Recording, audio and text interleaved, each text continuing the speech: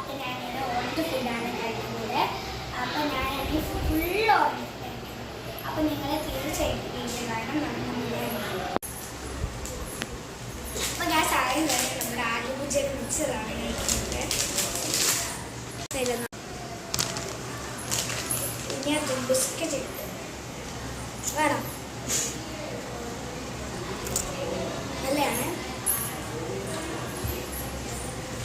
എനിക്ക് ഭയങ്കര ഇഷ്ടമാണ്.